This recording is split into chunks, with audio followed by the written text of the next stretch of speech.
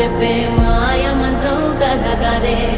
చంటోళ్లను భయపెట్టే భూచోడి కథ కదే తాత ముత్తాతమ్మల భూతాల కథ కదే